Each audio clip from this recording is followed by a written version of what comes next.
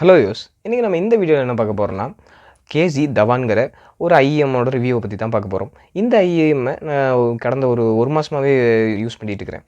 Okay, first நம்ம box கண்டென்ட்லேருந்து ஆரம்பிச்சிடலாம். Box என்னென்ன வந்துருச்சுன்னா, ஃபஸ்ட்டு இந்த ஐஎம், அதுக்கப்புறம் எக்ஸ்ட்ரா இயர் டிப்ஸ், அதுக்கப்புறம் ஒரு வாரண்டி கார்டு. இந்த 3 தான் வந்து பாக்ஸில் இருந்துச்சு. டிசைன் அண்ட் பில்ட்னு எடுத்து பார்க்கும்போது இது ஒரு டிரான்ஸ்பரண்ட் லுக் தான் இருக்குது. எல்லாமே இந்த உள்ளுக்குள்ளுக்கிற அந்த எக்யூப்மெண்ட்ஸு, அதுக்கப்புறம் இந்த ஒயரு எல்லாமே வந்து ஃபுல்லாக டிரான்ஸ்பரண்ட் லுக் தான் தந்திருக்காங்க. அப்புறம் பார்த்தீங்கன்னா, இந்த ஐஎம்மோட ஹெட்டுங்கிறது வந்து ரொம்பவே வந்து பெருசாக இருக்கிற மாதிரி இருக்குது. பட் ஆனால் ஐஎம்னா பெருசாக தான் இருக்கும். பட் இது ரொம்பவே தேவையில்லாத அளவுக்கு பெருசாக இருக்கிற மாதிரி இருக்குது. அது ஏன்னு நான் சொல்கிறேன் அப்புறமா. மற்ற எல்லாமே அந்த மெட்டீரியல்னு பார்த்தீங்கன்னாலும் இதோட மெட்டீரியல் குவாலிட்டிங்கிறது ரொம்பவே நல்லா தான் இருக்குது. பட் ஆனால் எந்த இடத்துல வந்து கொஞ்சம் கோட்டை விட்ருக்காங்க, இந்த மைக் இருக்கிற இடத்துல மட்டும் பார்த்தீங்கன்னா ரொம்பவே ஒரு பிளாஸ்டிக் மாதிரி இருக்குது. நெக்ஸ்ட் இதோட இயர் டிப்போட குவாலிட்டின்னு பார்த்தீங்கன்னா, இந்த இயர் டிப்புக்கு ஒரு ரஃப்பான ஃபினிஷ் தந்துருக்கிற மாதிரி தான் இருக்குது. அதனால் காது போடும்போதுமே ரொம்பவே நல்லாவே நிற்குது. விழுந்துருங்கன்னு ஒரு பயம் இல்லை. ஹெட்ஃபோன் ஜாக்கில் இருக்கிற குத்துற பின்னை ஒரு 90 டிகிரிக்கு வளைச்ச மாதிரி இருக்குது. இப்படி நான் வளைச்சிருக்கிறதுனால என்ன யூஸாக இருக்குதுன்னா, பேக்கெட்டில் வைக்கும்போது ரொம்பவே வந்து ஈஸியாக இருக்குது. அப்புறம் வந்து அதோட சேர்த்து ஈஸியாக வந்து இது உடஞ்சி போகிறதுக்குமே வாய்ப்பு இல்லை, இந்த 90 டிகிரி பெண்டு கொடுத்துருக்கறதுனால. நெக்ஸ்ட் இதோட சவுண்ட் குவாலிட்டி. ஐஎம்ஸ்னு எடுத்துக்கிட்டாலே நீங்கள் சவுண்ட் குவாலிட்டி அதிகமாக வரும்னு எடுத்து கேள்விப்பட்டிருப்பீங்க. பட் ஆனால் இதை பற்றி சொல்லப்போனால் ஃபர்ஸ்ட் நான் இதோட ப்ரைஸ் என்னென்னு சொல்கிறேன். இதோட ப்ரைஸ்னு பார்த்தீங்கன்னா, நான் 750க்கு வந்து இந்த ஐஎம்ஐ வாங்கினேன் அமேசானில். பட் ஆனால் வந்து இது கான்செப்ட் கார்ட்னு ஒரு வெப்சைட்டில் 450க்குமே வந்து அவைலபிளாக இருக்குது. ஃபர்ஸ்ட் நான் இதை வந்து 750க்கு எந்த அளவுக்கு ஒர்த்தாக இருக்குன்னு சொல்கிறேன். 750க்குன்னு பார்த்தீங்கன்னா, இதுக்கு ஒரு காம்படிட்டர் யாருன்னு பார்த்தீங்கன்னா, எம்ஐ டியூல் டிரைவ்னு ஒரு ஹெட்செட். அதுவுமே வந்து இந்த 750 ரேஞ்சுக்குள்ளே தான் வந்து ரிலீஸ் ஆயிருந்துச்சு. இப்போ வந்து மார்க்கெட்டில் வந்து எடுத்து இல்லைன்னு நினைக்கிறேன். பட் ஆனால் அதை நான் ஏற்கனவே யூஸ் பண்ணிக்கிறேன்.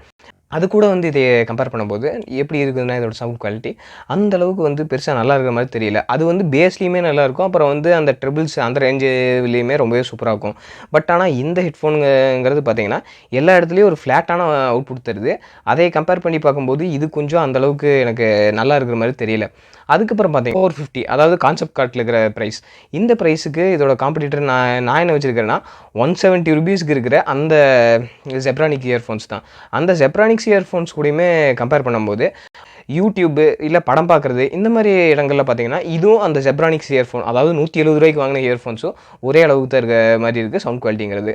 பட் ஆனால் இது வந்து எந்த இடத்துல கொஞ்சம் வந்து எஜ்ஜு தருன்னா, நீங்கள் வந்து சப்போஸ் இப்போ சப்ஸ்கிரிப்ஷன் போட்டிங்கன்னா, இந்த ஜியோ சவான் மாதிரி ஏதாச்சும் கேப்புக்கு அந்த இடத்துல மட்டும் கொஞ்சம் இது வந்து நல்லா இருக்கிற மாதிரி இருக்குது. அதுவுமே ரொம்ப டிராஸ்டிக்காகலாம் இருக்காது. ஒரு 20 to 30% தான் ரொம்ப நல்லா இருக்கிற மாதிரி இருக்குது அதை விட. அதனால் இதை வந்து மொத்தமாக நீங்கள் சவுண்ட் குவாலிட்டின்னு எடுத்து பார்க்கும்போது ரொம்ப பெருசாகலாம் இல்லை.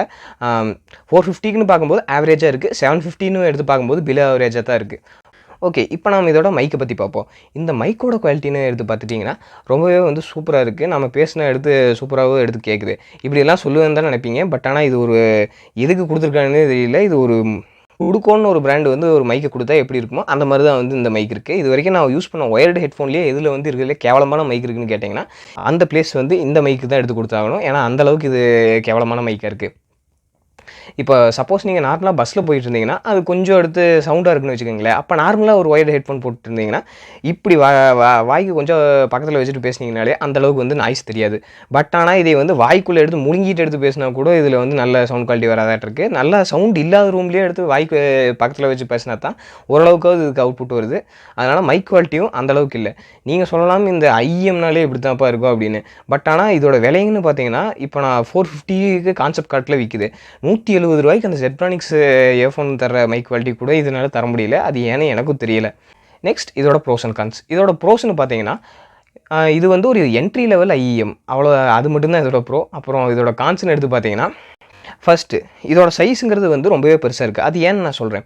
ஐஎம்னாலே நீங்கள் எல்லோரும் ஐஎம்னாலே வந்து சைஸ் பெருசாக தான் இருக்கும் அப்படின்னு எடுத்து சொல்லுவீங்க. பட் ஆனால் அது கரெக்டு தான்.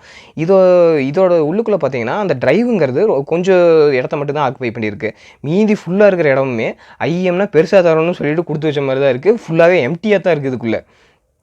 நெக்ஸ்ட்டு அப்புறம் இன்னொன்று என்னென்னா, நீங்கள் இந்த ஐஎம்மில் நார்மலாக எடுத்து பார்த்துருப்பீங்க, இந்த கேபிள் மட்டும் பிஞ்சு போச்சுன்னா கேபிளை மட்டும் தனியாக கழட்டி மாட்டிக்கலாம். பட் ஆனால் இதில் அப்படி இல்லை. இதில் வந்து ஃபுல்லாகவே அந்த ஹெட்டோடையே அட்டாச் பண்ணிட்டாங்க. அதனால் ஒரு டைம் இந்த கேபிள் பிஞ்சிருச்சுன்னா மொத்த ஐஎம்ஐயும் தூக்கி போட்டு புது ஐஎம் தான் வாங்கணும். நெக்ஸ்ட்டு நான் ஏற்கனவே சொன்ன மாதிரி இதோட மைக்கோட குவாலிட்டின்னு பார்த்தீங்கனாலும் அந்தளவுக்கு நல்லா இல்லை. ரூ. 170 வர்ற அந்த ஜெப்ரானிக்ஸ் மைக்கோட கம்பேர் பண்ணும்போது கூட இது ரொம்பவே கேவலமாக தான் இருக்குது. இன்னும் ஏன் இந்த ரூ. 50 100 தேர்க்கடையில் வந்து கிடைக்கும்ல, அதோட மைக் குவாலிட்டியோடவே இது மோசமாக இருக்குது. அப்புறம் இதோட சவுண்ட் அவுட்புட்டுவே பார்த்தீங்கன்னா ரொம்பவே வந்து ஆவரேஜாக தான் இருக்குது. அந்தளவுக்கு பெருசாக இல்லை. இதுவுமே வந்து அந்த ரூ. 170 அந்த ஜெப்ரானிக்ஸ் ஜெப்ரோங்கிற அந்த இயர்ஃபோனை பீட் பண்ணணுன்னாலும் நீங்கள் சப்ஸ்கிரிப்ஷன் போட்டிங்கன்னா மட்டும்தான் இது ஓரளவுக்காவது டிஃப்ரென்ஸ் எடுத்து காட்டும். நார்மலாக யூடியூப் யூஸ் பண்ணிங்கனாவெல்லாம் சத்தியமாக இது எந்த ஒரு டிஃப்ரென்ஸையுமே காட்டாது. அப்புறம் பார்த்தீங்கன்னா கடைசியில் இது யாரெல்லாம் வாங்கலாம், இது யாரெல்லாம் வாங்கலான்னு கேட்டிங்கன்னா தயவுசெய்து யாரும் வாங்கிடாதீங்க. இதுக்கு பதிலாக வந்து நிறைய அதர் நார்மல் ஹெட்ஃபோன்ஸ் இருக்குது, அதை யூஸ் பண்ணி பாருங்க. பிகாஸ் அதில் வந்து மைக்கும் நல்லாயிருக்கும், ஓரளவுக்கு சவுண்ட் குவாலிட்டியுமே இருக்கும். அதுக்காக நான் வந்து ஐஎம்னாலே வந்து மோசம்னு சொல்லலை, இந்த ஐஎம் எடுத்து நல்லா இல்லை, அவ்வளோ அதைத்தான் நான் சொல்கிறேன்.